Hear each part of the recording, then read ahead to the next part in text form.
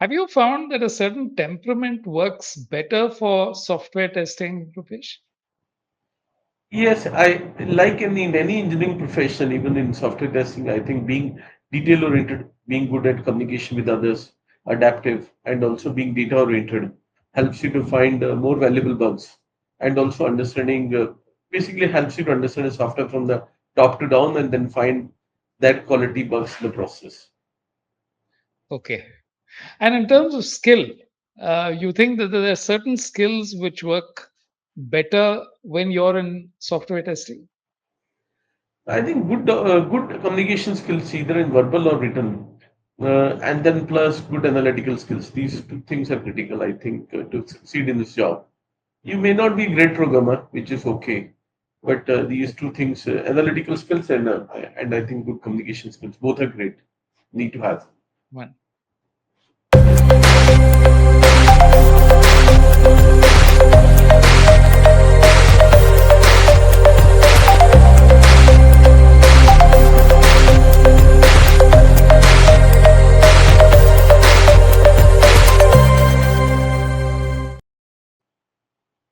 What are the career tracks in software testing today? And what is important to know in terms of both temperament and skill? We have someone who can answer both of these questions in wonderful detail. Rupesh Garg, the founder and CEO of Frugal Testing, saw the potential in software testing decades ago when digital products had to contend with an uncertain environment, constant changes, and customer feedback. In a lab, testing of hundreds of parameters is easy, but in the real world, there will be stress tests no company can anticipate. Things will break, software will go in the blink, and issues will crop up. To solve them both needs both diligence and patience. As the head of a software company with over 200 customers globally, Rupesh sees it happen all the time. He recently wrote about how agentic AI will define how quality assurance will look into resilience and situational behavior at scale, not backwards like traditional quality assurance did. If you're considering software testing as a career, today's conversation will go deep into what your prospects are and what you should concentrate on. My name is Venugopal. I head Ideascape, a company which is into advertising, branding, and design. And each week we go through interesting career journeys, which are always full of twists, turns, and insights. So let me welcome Rupesh to the show and figure out what his career journey has been about. Great to have you on the show, Rupesh. Thank you. Thank you. Okay. So, you've had extensive experience in testing, but where did this begin? What was your early days in college like, and what are the kind of career options that you considered? Yeah, I mean, we had two, three career options. I did my bachelor's in India and then I did my master's in US. And I worked in the research lab in 3M. That time we used to have two, three main options. One is either become a development person or a Java developer, or become join the testing and then groups companies. Or number three is either work in the traditional mechanical engineering field, in the 3M kind of corporations. So I wanted to always enter into IT, and that's why I made a switch to become either a programmer or a testing person. Though I was not initially sure, but I think once I started looking into more details, then I eventually entered into. Uh, I mean, my experience has been mixed of both till now. I have worked in the development roles and testing roles till now. So, but I have majorly founded the testing company right now. Okay. So, what Yes. was your first job? Where did you join? I joined first job my was as a project engineer in India. It was a mechanical engineer in Punjab, Okay. and then my first job in US full time was in Pittsburgh, in Okay. Pennsylvania. There I was working on building automation frameworks in like COBOL slash BASIC. Uh, Okay. in those frameworks for them for a like you see these days ads. India is also now a full ad market, right? But that Right. if you go back like in 2000, early 2000, ads was not like part of our life. And Right. there was a software which we had developed, which needed to be tested also, was that how to like sandwich in 2 minutes of ad break maximum number of ads, and which ad is getting more analytics, more views. You got it? Which Okay. we do not. Which is very much common in the market now. But when I will tell people about that kind of idea, they will not even get it. So so that was like because Google, US was a much more advanced market that time. yeah, but Google and Facebook have essentially reinvented the marketing and advertising, Yes, landscape. They have and it completely is a changed TV what ad. I'm traditional. talking TV ad, and I'm Yeah. working with TV ad Oh, software. into You TV got it ads, that you were time. doing this. Okay. I was Okay. working because see there was like not much this digital ad concept in 2002-3. It was TV Right. ads where you will have to like people are watching prime time like 8 to 9:30 p.m. Right. and you have to Right. find way to put your ad in that one. Yeah. Like you can't. Okay. Okay. But where were the ads served from? So you were looking at, so what would, I'm just interested in understanding how that whole thing was created. Because earlier it Basically, used the to be a software. physical See, process. yeah, it was physical. Basically, it was like broadcasting the ads, right? So, Okay. like we used to see in Doordarshan, one or two ads or three Ah, ads. They right. were an advanced market. They will have 100 ads in that 1.5 to 2 hours to show. And then they have to show the Okay. content also, right? I'm seeing certain serial. Right. I want to see the serial, but I Right. need to see my ad also, right? Right. And everybody is trying to plug in their ad. And obviously, at that time, I mean, you could switch channels that there, but in India, like Right. you could only switch between three, four, right? They used to do this Right. in one and then one or two more channels, right? And then a few more came, Z TV and other stuff. But there used to 100 channels. You could switch between back and forth. Like now in India, you have maybe Okay. right now at home you might have 1,000 channels. When you Okay. switch on to TV, you don't know which channel you're going to. Like, there's so many channel Right. options. We used to that Right. way. There are so many channel demands and there's so many ads which all need to plug in. And then we have to optimize the cost for each guy because channel one might be giving more ROI for one particular ad, but channel two will not give. So you will have to optimize in both the ways. Okay. Okay. Yeah. Very interesting because you started that off at a point. Is that uh, today? How is it done on TV? Is there a way? I've heard that Samsung, for example, all smart TVs, they've got very clear, they've got built a huge market in terms of being able to do context specific according to programs. So has that changed remarkably over the past 20 years? What is the current system on TV? Honestly, I don't know now. I'm not much in touch. Okay. For Okay. my work, I moved on to digital ads. Either I moved Okay. to digital ads or I'm more into other forms of digital media. I'm more into digital media these days. I'm not much into TV ad stuff these days because of Okay. my job is not like I'm not running as marketer. I'm more of sort of own the marketing department of a technology company. Like I only Right. had the marketing Right. department over here and sales. Right.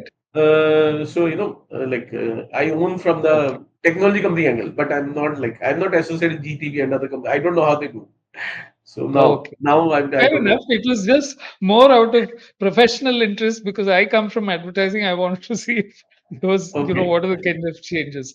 So let's get No, back to what you. it was a shift for my mind. Like I could not. I was shocked that there are so many channels over there in US when I went there, and people have so many options. Yeah. It's quite crazy as to the number of options that are available, and getting customers to be on your channel and catch them within the first Yes, 5 seconds has now become the most important thing, before they yes. click away and do that.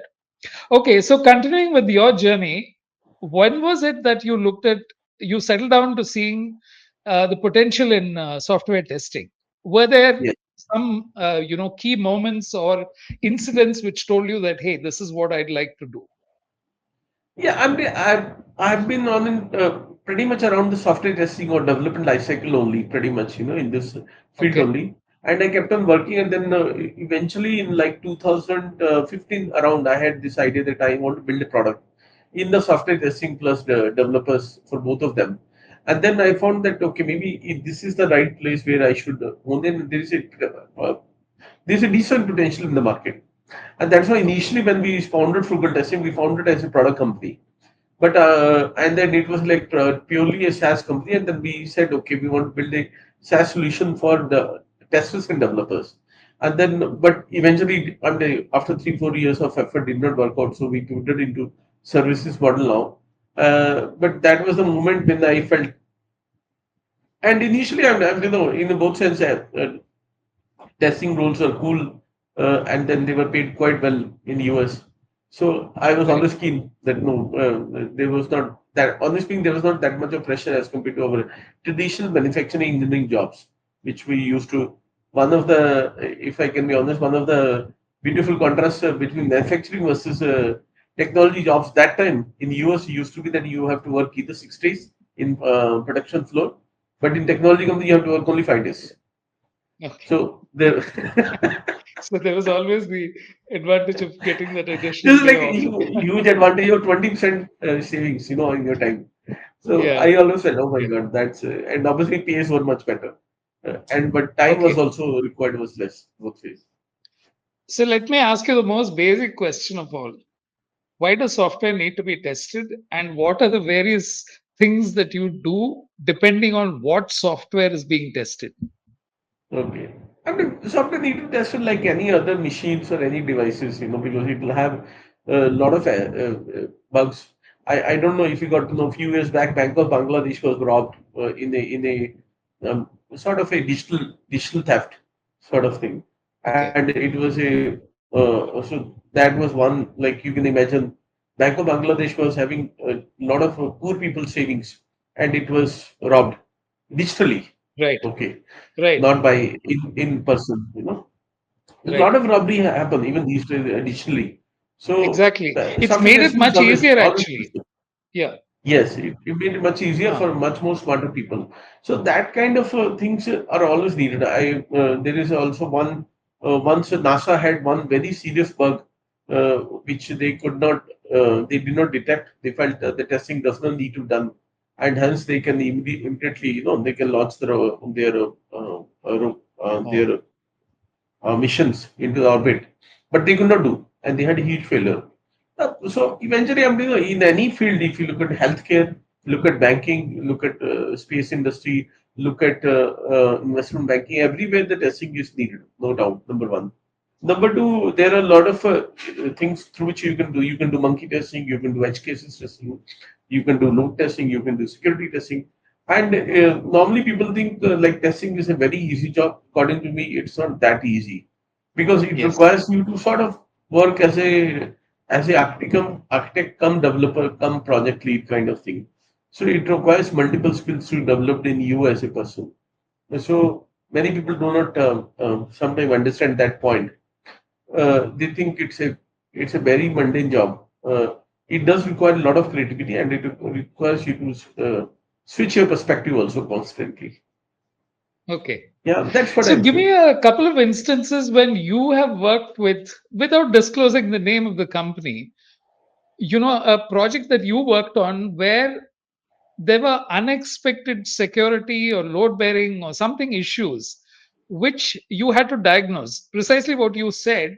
If you can give a case. Okay. Um, I mean, we have done even with the many government agencies in India. We have Right. looked at, like you might have seen uh, when students go for exams. Right. Right. These days, there are a lot of exams virtual also, like by Right. getting onto website at home or by going to a online exam center kind of thing. So same thing we are also doing. So we had also tested for some of the Telangana government or government of Indian government also some of the online exams, AICT kind of things. Those kind of Right. tests we have done up to 1 lakh users also Oh, simulating that kind of virtual load, 1 lakh, up to 1 lakh user load also. Yeah, that kind of stuff we have done. And then we have done for banks also very large database testing in the backend also. We have done data transformation testing also. I mean, a huge amount of, in terms of data handling, in terms of security handling, we have done for like security testing for some of the huge payment gateway systems in Dubai also. okay. Okay. Yeah. So those kind of works we have done. Okay. And Yes. I'll come to agentic AI because I think you've recently touched upon that in a LinkedIn. Maybe we'll go towards that towards the. But what are the fundamentals? So let's say if a person is learning automation tools today, or they want to get in, where would you suggest they start? And I think learning is these days very easy as compared to 25 years back. You can learn on YouTube, you can learn ChatGPT, you can learn on Right, Udemy. All the courses are quite right, cheap also. So right, you can start anywhere, number one. And number two, if you are in any company environment or training center environment, it's more easier because you are surrounded by similar mindset of people. And then essential skills are again good reading skills, being good disciplined. Like today only I was writing one quote which I felt that like a lot of people want too much in their life without putting too much in, you know. So that is not a good perspective. So, being like I always say smart work is good, over smart is also not good. I'm telling you, somebody will catch you. So we should be just smart very, enough. You got it. Over smartness is not good. very true, Others can catch. very true. Others can catch. So that sometimes I feel people have not having that much of patience to develop a skill. I tell it takes about 5 to 8 years to develop a tangible skill. People say, no, no, in 5 months I'm guru. Okay. I guess this world has become an instant gratification world where you believe Yes, that, like, you get likes and influencers who claim that they have increased their base. They're just looking for the um, the metrics which can be easily achieved. Whereas, like you said, it takes a lot of depth to understand testing environments, what you should be looking for, what are the various things you should learn. And I think it's very important, like you said, 5 to 8 years is what it should. But are there any tools, languages, platforms that you would suggest that they start with? yeah, they can start with any Java stack. They should know basics of Java. They should know basics of C++. They should know JMeter, Selenium, and they can do any of the Udemy courses or on the YouTube. Or if they are in a company, they should continually, engage in their training programs. Because sometimes a company like we also have in internal induction programs, we call them internal, and we have several Udemy links, YouTube courses, which we feel are the best. And Okay. then we give them sample project applications only on which they can work. We are not using Udemy applications because Udemy trainer will be telling some courses, some websites on which we should do some automate or run some tests. No, we are running on our project, but we are doing the content of Udemy or something. So those kind of things people can do if they are sitting at home. Obviously, there are a lot of there must be. I'm sure there are many paid courses, some free courses also on the YouTube. Many YouTubers run those courses. And Udemy has itself 400-500 rupees. You can buy one course. And there is a plenty of course coverage they give, and they give homeworks also with it. And Okay. Okay. these So are it the really skills. depends on them to sort of put in the work, and it's all available, like you said. It's Yeah, it's all very much compared available. to Yeah. earlier. There is so much Yeah. that you can do if you're driven. Yeah, because see, what I'm saying, previously used to be dependency on library. Array library is in this city, go to that city, go to that area, go to library, study. Library has computers in it. The license are locked to the computers. No, nothing like it. Now everything is at home only. In the internet speed, at home internet is slow. You have to go to college. You have to access higher speed. You do not have AC at home. You have AC in office. A company has more power. ठीक even like we will go to off college because we don't want to avoid heat in at home. There is no power cut Yeah. चलते रहते हैं those issues are like whatever thing those issues are not there. Say at home you have power, you have electricity, you have tube lights, you have fans, you can make a closed room environment. Everything is there. That Yeah. what I'm saying, it's up to you to learn. Like another thing I'm saying, communication skills. You have to learn some writing and documentation skills. Yeah. Then you can learn yourself. Yeah. Nobody's stopping you. No? Okay. Right. It's only up to you to acquire those skills that way. Right. So So true. But in terms of, let's say, entry level, because a lot of people ask me these questions, which is, what are average salaries, starting salaries like? Is it more or less like other positions? It'll be around 15 to 25,000 to begin with, and then the tracks improve as people go ahead. yeah, yeah, yes, yes. Roughly, I think it's even a little more than that right now. Okay. Easily 3 to 5 lakh. Easily you can get for the testing roles, or sometimes Okay. you can get 5 to 8 lakh also. So Okay. you can get that much. I don't think so. Yeah, but many companies offer lower also at 2 to 3 lakh also. or less than 2 lakh And also. what does career progression look like? What happens as they move ahead? And the same thing. You will become a associate engineer, senior engineer, lead, associate lead or lead manager, director, senior manager, director. And then obviously, as the role keeps on growing up, it's not only technical skills; it's more people skills, coordination skills, holistic market skills. These days, I read a lot about financial markets. Because you need to know the macro level economical environments also. So those things matter a lot. But when you're rookie, I think you got to have good. I mean, you don't need to be too much communicative. I tell many people are overly communicative with others. No need. No. And Yeah. also one more warning I want to tell to people. Some people are doing some pitching about the company or about the organization, which is not a great sign because what they are doing is actually getting their friends fired and themselves securing a job. And there is happening a lot. People are talking too much negative after work hours about the organization. And what happens, some people take it very seriously that this organization is so bad. Actually, the others are playing a trick on them by getting them fired from the organization so that their places are safe in the organization. Okay. That's also a very bad sign, I feel, is happening also right now in the Okay. market. Great. I'll just go through the announcements and come back to you, Rupesh. Yeah. Yes. So I'm talking to Rupesh Garg, who heads Frugal Testing, and he spoke about how he started his career by first graduating in India and then working in the US as well. And testing is an environment, and because he learned the Java stack and various other technologies, this became one of his prime areas of focus. And he speaks of how entry level candidates today who are looking into testing have a wealth of information at their fingertips. It's available on the internet. You can browse it at home.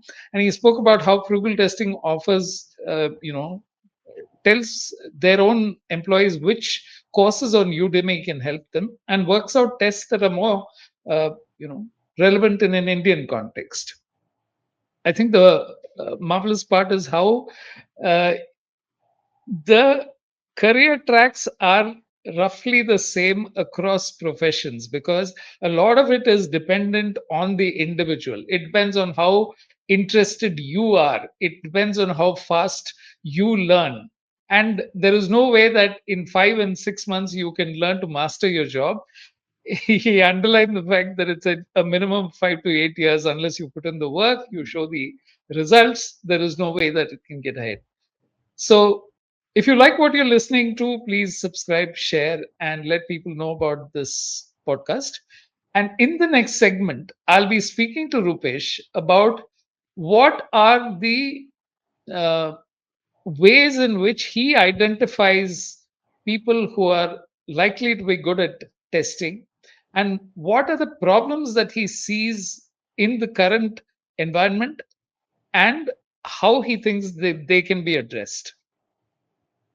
So you must be doing a fair amount of interviews to recruit people, Rupesh. So what is it you're looking for when you meet candidates? Um, I mean, we look for both the angles. One is the attitude part of it, and number two, also the technical part of it. One is they should be logically good. Like we always believe in the concept, they don't need to be good programmers. They just need to be good logical engineers. That's it. That programming can be taught later on, you know. Right. But if algorithmic solving is in their brain, we can teach them programming. But if that is not there, we cannot teach them much logics. So that is how we normally take this problem, number one. And number two, we are always looking, like I was always saying that no person is stable enough to work for few years with the organization, not for few months.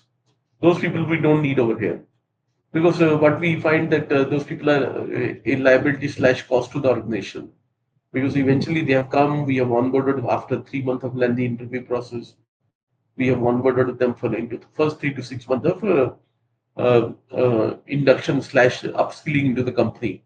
If they leave after 6 months, 12 months, no value to us. Value to the organization only comes once they retain more than 2 years. Right. Otherwise, the company is only trying to retrieve the cost which they only put on them. So, Right. that longevity we want to make sure they want to stick around with us. Now, coming to technical skills, we find that at least they should have some basic programming skills. They should be hands-on with the with some development projects or testing projects, and they should have some kind of a data like data analytics skills. Analytics means when I'm saying not too complex, but at least some basic Google skills, making some line charts, something, some basic number. Like, for example, if I say, give you some basic math problems, doing 100 out of, doing 77 out of 100 is how much, multiplied by 5 is how much. So you should be able to quickly do it, which is a basic, very, very basic math ability. And these kind of things also we want to make sure the person is mentally able to think at least that much of speed when they're thinking, Right. uh, or they are not getting too stressed. Some people are mind go blank. Oh my God, this is such a big problem. How will I do it? Everybody's looking at me. Okay. Uh, So some people sort of panic out, blank out. What I mean to say, they're not incapable of doing. They just sort of blank out. At that particular point, we blank out. Yeah. That particular point they blanked out. So, Yeah. few more issues, general health issues. We try to make sure, like, that nobody's phone addict. Once or twice we had issues in office that somebody was phone addict. They're not leaving phone. More than laptop, phone is important. So Oh. we said then we have to Okay. be at home. But what is the point? Company with the laptop. You got a company working with laptop, quite AC and tube lights. Phone for home after 7 p.m. Use your phone. Okay. So then we had to That's an fire one or two interesting people. thing, Rupesh. So, in terms of, let's say, even in meetings, people bring in their laptops and phones because they claim they're working. But have you found that how do you bring interest and get things done during meetings when people claim they're taking notes or whatever, but may not be? How do you ensure that? Because you're managing an entire company. I'm just looking at it from your point of view as to how do you enforce some of these things. Those are good questions. One is we have a strict policy or sort of very encouraging policy that you cannot say I'm taking notes digitally. You have to take on pen and paper. Whether you like it or not, you have to work old style. We are old style Okay. people. Okay. Okay. So that pen and paper is must with everybody. Everybody is given from company side only pen and paper. Okay. They don't have to bring it from home. Okay. Okay. Number one. Number two Huh. is we are saying like I have found this policy of not sitting in a conference room. I understand. So Okay. people are also not too much settled in the room. If Okay. I also sit, people also sit. Then there are sometimes people are settled for a good conversation. I am not settled. I need to move on to my next meeting. I say, okay, okay, Okay. tell me quickly, what is the point? Right. Okay. Whoever can throw quick points, I can listen. Otherwise, rest will be talk. We'll talk tomorrow. Okay. Okay. So, or we'll do two stand-ups. We'll do morning, evening. And every stand-up is Okay. 5 minutes. There is nothing. There is no 45 minutes. Only 5 minutes are given to speak. Okay. So these are things we which I found in stand-up concept are very Effective. effective. Yeah. We are not trying to call for too formal meeting, and we are not trying to remain, uh, too protocol driven, basically. Right. And phone addiction How also, like have I told you? you. Yeah. Like, Right. that one. Right. How has the software testing field changed, Rupesh, over the past few years? You've got a whole lot of It is, technologies coming in. it is It's always all changing. Every field is changing. Like you can say, even a lot of cloud skills are mandatory these days. Previously people used to have some simple Google Sheet skills or Word document skills, some very basic skills. Now people need to know people. It's a full stack engineer kind of full stack testing engineer. You can say you need to know C, you need to know C++, Java, JMeter, Selenium, Google Sheets, Google Docs, Asana, Slack, Jira, and then some charting libraries. You should know about some other performance testing or optimization. I'm not even talking about security testing. Then there's a separate set of tools we should do. A lot of tools have been added. Cloud skills have been added. AWS skills have been added. Azure skills have been added. A lot of new skills have come. Now, with the new addition of LLM models, ChatGPT has been added. This thing, several other tools have been added also, which are which are also now pretty much mandatory. Even in our company, we are working very hard to reskill people also in the ChatGPT or other LLM model training also. So agentic AI solutioning basically, because if people are not upgraded, either they are value to us, nor that they are value to their own career. Both ways. Right. That way. Right. Yeah. So, in terms of, let's say, uh, pitching to clients, what have you found? What are clients today asking for as opposed to what they used to do earlier? Most of clients are asking for agentic AI solutions, but some people are feeling that it can be done very much automated without any human being or something, which is sort of I feel like which might have been done after 1 year. People are feeling that can be done uh, like which what is the roadmap of ChatGPT or any of these solutions after 5 years? People are feeling that is has arrived this year. So people are having over expectation. What I mean to say, people are over expecting from LLM models. Sometimes people feeling maybe they can lay off all the 10 people in the department. Maybe only one guy is needed. That much of optimization cannot be achieved. Maybe they don't need to hire more people next year. That I agree. Okay, maybe they might not expand their teams, but otherwise they are not. They still have like means like Okay. they say we can save through. We still need a agentic AI solution to become a lot more mature, which where it need to be. Right now, it's initial stages, and I think ChatGPT was founded maybe 4 years back. It has come to good speed, Right. but the model still hallucinates. It has a lot of mistakes. It will take Right. some time. It will take some time. Even for my own writing, I don't rely too much on ChatGPT. I write myself because sometimes it writes too much ChatGPT. It's valueless, and essence of the moment goes away. So that also issue comes sometimes. Okay.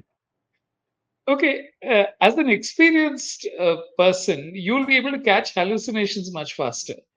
So, Yes. how do you figure out that the hallucination is happening? Can you give me an instance of what happens when you see that it is hallucinating? Is it the results which it throws up, or is it the way in which it approaches testing? How do you figure that out? I mean, hallucinating means it goes little offshoot. We have to again refine the prompt. That no, no, no, I was not asking this thing. I was asking, uh, I'm again giving you the background of my problem. When we give the background, then it sort of understands. Then again, you see the output. Again, you have to modify. Basically, what I'm saying, it like solves 50% of your problem, but 50% still remains to be there. So that we need to do ourselves. And now, after 5 years, what I'm saying, it might do like 90% of your work. Okay. So it's like you will look at cars model only. Previously, cars were used to very much manual, very, very steering wheel will be very hard. Okay. Now the steering wheels, how big the car is, steering wheel is still quite soft. Okay. You don't need much of physical power. Okay. Now Yeah. slowly, you don't Yeah. need to even need to even drive. You don't need to be on steering wheel. You can be on the passenger seat. Okay. Then Right. slowly, Right. even there is a still little bit of fear with the driverless cars. Then after 5 years, that may be a reality. And then, and if you look at that, now the cars previously you will have to track the car with GPS. Now this is nothing. Every car has a GPS. This is nothing. It's not a feature. It's part of it. Now it is pushing data all the time to your mobile tower, and data is being collected runtime, like on a cell phone. So Okay. that I'm saying, that we are in initial stages of car evolution in AI models. But as after 5 to 7 years, it might mature a lot, and it might be doing a lot of our work, and then we might be moving to more intellectual work kind of thing, like that. Right. Right. That's how Have you Okay. Have you that's how found I that see the certain evolution. domains require more intensive testing as well? So let's say gaming, fintech. Would fintech be a lot more software testing heavy as opposed to other domains? What is your experience? Uh, I think from a industry angle, like if you look at all the big service company, basically all the banks, because of regulation requirement, all the banks, financial services, insurance, BFSI segment is always considered as a dominant factor. though other companies also require, you know, uh, this this service offering also. But I feel that this BFSI segment is always have been very, very popular, which generates the maximum money for these companies, from the services, Okay. when we are able to deliver in those services. Okay. Okay. Yes. And do you have a personal routine? Have you found that a certain way of working works for you? Which, like what you just mentioned, you stand up, you don't sit down in that meeting room. So that saves a These lot are of time. things saves a lot of time. So, what have you found? Are you most productive in the mornings? When is it that you're able to focus? Have you found something that works in the software testing field for you? I mean, I'm a fairly now a India Day person, so I'm finding myself very productive between like 11 to 2 p.m. It's the 11 Okay. a.m. to 2 p.m. is my best time of my work. Okay. Uh, and then I try to work in the breaks. I take some break in the evening, and then I work again in the night. Um, and then I think in between breaks help you to pause and reflect on the solution. Because, like, let's say you worked for 3 hours, you need maybe half an hour to 1 break, a 1 hour break, because you can walk around or do something, so that you go to gym also, like let's say at 6 p.m., then come back at Right. 8. Then you have in the gym, you have been thinking about the solution. So now, even though you're listening to music, part of your brain will be in that some problem solution. Right. Very true. So that way you have solved the problem partially. What I do is I quickly come to home, I write on my notepad my solution, or I make my own flow chart. That this is how I think problem can be solved. So sometimes I felt that is the best solution I have ever come across.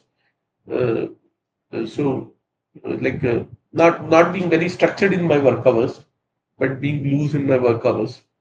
Uh, uh, but giving a good amount of breaks. And then I try to work on weekends also, Right. uh, so that I'm having more leisure thinking, and I'm able to think Right. more deeply. Right. Absolutely. Basically, No, creative these are the thinking. things Yeah. that, yeah, that's very true. And it's uncanny how you're applying exactly the same characteristics that any so-called creative profession will say. Think about it deeply, then take time off, do Yeah. other things, and then come back to it. Because it's never one flow, as if it's not manufacturing. You can't just put in raw material here and get the finished product out at the end.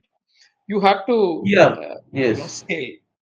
Yes, I agree with you. I think because, and even as a founder, you have to work on too many different issues. So you need some break time, which gives you more refreshing time to rethink about your strategy. Right, right. Yeah, that's what I Okay, think. let me just make the announcements and come back, Rupesh. I'm talking to Rupesh Garg, uh, co-founder, the founder and CEO of Frugal Testing, and he made some very interesting observations as to how characteristics, how he gets work done in terms of how he manages the team, and he spoke of the world with so many distractions today, where one of the issues within the environment in the office is that people are hooked to their phones and don't seem to get away from phone addiction. His way of beating it is to ensure that people come in with notebooks and write if they want to take notes, and that is not automated. And which genuinely tells you that you are interested in what you're doing. I found it quite interesting that he prefers to stand in meetings, because that also tells people that this is not a place to relax, it's a place to get things done. And in terms of his personal routine, what he has found works, the time between 11 and 3, he says works best for him. And all of us work differently. Some of us are early birds, some of us work late at night. But it can't be structured. When you're working on something which requires the mind to come up with solutions, you need to be working in packets of time. It doesn't work as a process where you move and then move to the next stage. At sometimes you'll get the beginning and end, and then you have to fuse the middle. It's very interesting how he has found that coming back and writing things on a notebook has actually helped him to crack things faster.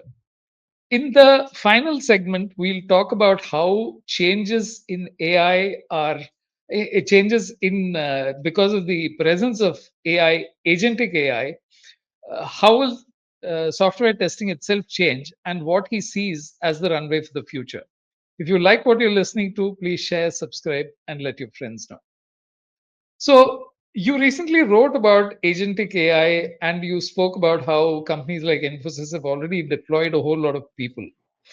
As a company who's competing, what do you think are the ways in which you continue to stay in the game with agentic AI taking over certain aspects? What do you think is the next level? Like I said, agentic AI is in the primitive solutioning. First of all, we are not competitors to Infosys. They're too big. We are very small. So, Okay. I like the way you've okay. underlined that beautifully. Yeah. Okay. Okay. So let's define it properly. Okay. So then Okay. next one is like, yeah, yeah, but we are reading about a lot of these companies, what they're doing, what we can do better and all that. And so Right. that our solutioning is also aligned to the market. Right. Like I was talking about ChatGPT and other stuff which we are doing, LLM model and other some other tools we have built on top of LLM models also. And that, but obviously these companies are moving at much faster speed. And on top of it, it's not they're moving fast. They have a very fast and beautiful collaboration maybe with Microsoft, with Salesforce, with the Facebook, through whom they have a very mature mature agentic AI solutioning framework. But at our level, I feel we are moving forward. We are moving forward with our solutioning. We are reskilling our people. We are reskilling the thinking which we require to get this job done. And like I was saying that, it is doing 30, 40, it is reducing your maybe 20 to 40% of your effort as compared to 2 years back. But maybe after 5 years, it might reduce your 80% of your present work. And then you might have to uh, you will be doing more like up the value chain work, like which we call it that, more mentally mature work. Uh, and that is how the market always moves, right? I mean, when computers came to India, they people are doing everything by filing. Then uh, it's not that jobs went away, but people had to reskill, and who didn't want to reskill, they had a difficult time. Same thing is now. Um, I feel more data analytics will come, more data processing, more sharper analysis will come. But traditional data entry jobs may go away. Like people are saying that, like I don't know, VP jobs will pretty much go away. Like level one entry tickets which we raise will not be answered by a VP person in India, but majorly they'll be tackled by these models only, which have a pre-recorded voicing. Like when you go to IWare 1, 2, 3, 4, it is only 1, 2, 3, 4. Right. IWare is so stupid. Okay. Yeah. So now you want to talk to human. Now, whatever LLM model is, it will take your 1,000 objections of last 1 year. You speak whatever objection you want to speak properly. It will tailor itself in that response. Okay. So, like, I don't know if you heard of this sales call from Tesla to a guy in the US, which became very Okay. popular, I think, last year. Right. That guy, that call went to that guy. He picked up the call and he kept on talking to that sales guy as if he is a real human. Later on, he realized, no, no, he was not a human. He was talking to AI agent. Okay. Like, for example, he's saying, how's the weather today in SF? That guy saying, oh, today is chilly out there. He's saying, oh, I know. 2 days back, it was sunny like hell.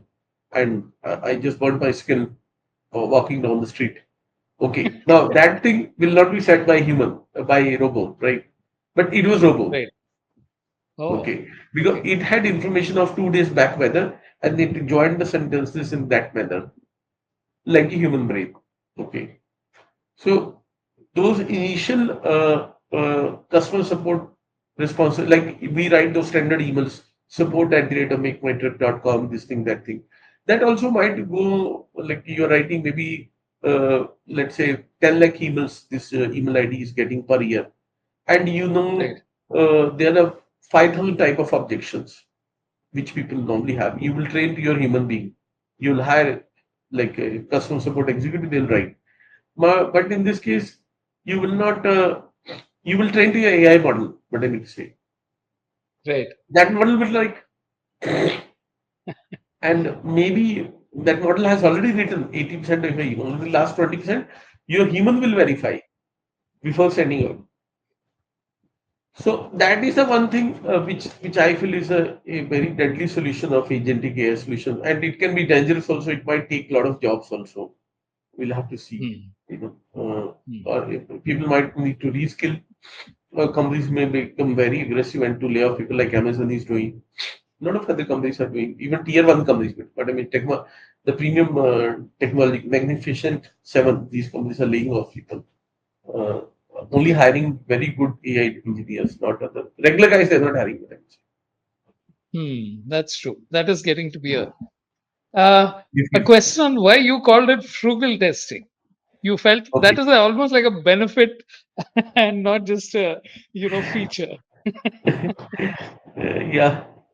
So, and frugal testing, I read a book called as Jugaad Innovation by Indian guy. I think Okay. about 8 to 10 years back. I forget his name also now. He lives in California and he wrote a lot about Jugaad Innovation. That time Amazon was using this word a lot, frugal innovation or frugality and other stuff. So I was very much Right. impressed. So that's how I named both of them together. But sometimes I feel it hurt me also. Because many times when I'm going to Because they're like expecting it. Okay. yes, they're expecting very low value man. Yeah, I said, dude, It can be we can't run interpreted a in business multiple also. ways. Yeah. So no, the frugal Yeah. what people are feeling, oh my god, this guy is very low cost and very high value. Or many times they're thinking it's China mal, low cost, low value. So you got it. So both ways people are taking in a different way. So I felt some people are thinking positive, some people are thinking even any of both the parties are thinking low cost. One party is at least thinking high value, other guys are thinking low value also. So that is Okay. also something I felt okay, okay. That's why This now is we always founded the another problem. venture. We founded another venture now. We call it BNXT.ai. We said we are AI company and we are build next your next tech. So it means we are in the technology space, we are AI space, and obviously inside that we are offering you testing services. So that whole drama of people criticizing us, charge us low because you only named yourself like that, you know, it is your problem. Who told you to put that name? You only put it. You were only excited. You got it. Yeah. No, it's an interesting play on the dynamics of what works in any market. You can apply the word frugal before any particular sector, but like you said, Hmm. the takeout from people can vary dramatically based on their understanding of what frugal is, not necessarily Yes, what you have put into the whole thing. So it's a yes. so. What were the early days like, Rupesh, in terms of getting, or you had built a large network because you already worked in the US. So to that extent, it may have been a little easier, or was it, you still had to work hard to break through because of all the effort that you needed to put in? Oh no, no. Working in the US was like one angle only, but it did not Okay. help me that much in the business angle. It did not like help me to sort of build anything a very profitable or a stable business quickly. It took some time.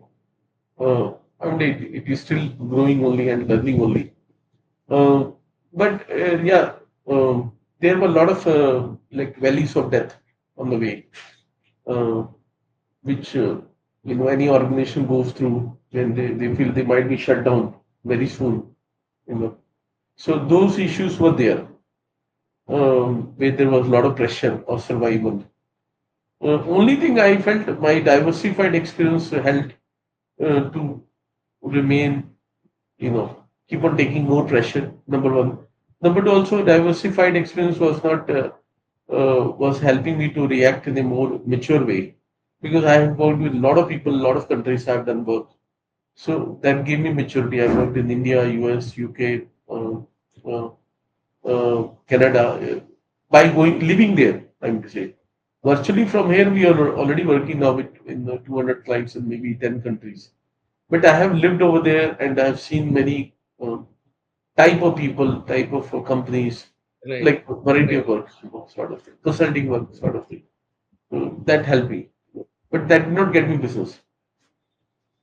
Right. Yeah, so that only matured No, the that's perspective. I would say.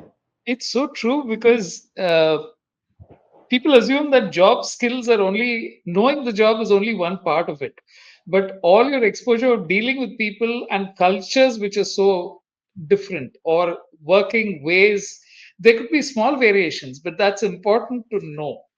And when you face it on a personal basis by living in that environment, you're invariably much better prepared as opposed to trying and guessing what the person wants, for Yeah, example. yes, yes. That I And, agree. That it changes your personality type also. yeah, yeah. So, But it also means that you should be willing to take those risks of going and working in areas which you're not familiar with at all. yes, Because yes. that's the other Yeah, it part. shows People openness love of this mind home. also. I have a comfort zone. If you define that comfort zone as only within your home country, then Yes. there is a problem. Yeah. No, I agree with you. Okay. I mean, yeah, it And shows openness of mind. Like I always tell people, yeah. you should be ready to like in our office there are people from 4 5 states. These people sometimes have like serious fights with each other. So I kept giving a dude, calm down. You got to work with the rest of the world. You are only working within India right now. So calm down. Okay. Always you always say you want to build a big career. So building big career is big sacrifice. Building big career doesn't It's mean a little sacrifice, lot of career. That doesn't happen. So I that like that way, phrase you're using. Little sacrifice, big career is not the way things work. it doesn't work like that. Yeah. Yeah. So big career is big sacrifice. Otherwise, Big sacrifice. it'll Yes. never work out because your rewards are never going to be outsized for any effort that you put in. The reverse Yeah. is true. You can put in a lot of effort and not get a reward. There are Yes. times when on a particular project you may get a breakthrough which is much faster, but it evens out in the long run. You have to put in the effort and only then does it work. So Yes. what are some of the frustrating aspects of testing? Do you find that is it that clients don't seem to know enough about what is involved, or people in terms of when they come in, do they not understand the complexity that is? What have you found is one of the frustrating aspects of working in testing? I think the biggest frustrating aspect is people want to pay us slow. Number one. Number two is people want to like if we are not good communicators, sometimes we are not able to convince the value of our work. People keep on thinking, oh, this architect, this developer should be paid higher because he's doing higher value work in the IQ or higher value work in the value chain. You know, so Okay. sometimes it hurts our payments and our recognition of our efforts. So that I feel is the biggest problem. And then, as an engineer, it helps. We should be able to convey our work that we are doing some value work. If we are able to convince that point, then we are able to make a point that okay, we have done. Um, Basically, we should be able to convince our point because sometimes the management might be a little prejudiced against you, that you are only a testing guy. What value you're adding to a table? Developers are more adding, like that. So, and from a business angle or from a company angle, you might be paid lower, though you might be doing equivalent work, or you might be working even odd hours. So still they are not ready to pay you equivalent to that. So that is a different level of that is from a company, people Okay. who are running the business. So And testing, is it a long term kind of engagement with clients or does it work on a project basis? What seems to work? I mean, there are both type of projects, short term and long term both also, which we have to take care. So yes. Uh, So give me an uh, example of a long-term project and a short-term, just to understand okay. what are the yeah. See, companies who have a small budget, they are only looking for developing their mobile app website or something. So they only need one-time testing. But companies who have a longer budget, like let's say I've made one product and I have a roadmap for 5 years. So I need one BA, three developers, two testing guys, one architect, one project manager. So that distribution I surely need. I can't let go of anybody, you know. So that distribution I need to maintain. Like so Okay, yeah, okay. that's how we are doing. So So in terms of a testing routine, is it fairly standard, or do you have to develop fresh test routines depending on the sector the company is in, or that they have a particular competitive edge which needs to be tested? How does it work? routines are same. See, I mean customization remains everywhere, but general life cycle Okay. remains the same. It's a test design, execution, reporting, bugs, triage, calls, and other 6 to 8 major activities. But routine can keep on changing. Some people are doing agile meetings. Some people are working all day together. Some people are working once a week together. Those schedules change from client to client. So yeah, Okay. I would say that's how you say. Yeah, Great. Thanks a ton for your time, Rupesh, and sure, really interesting talking to you. And here's wishing you and Frugal Testing the very best in the years ahead. May I request you to just stay on for a minute after I finish closeout so that I just want your feedback on this. Okay. sure. Thank you very much.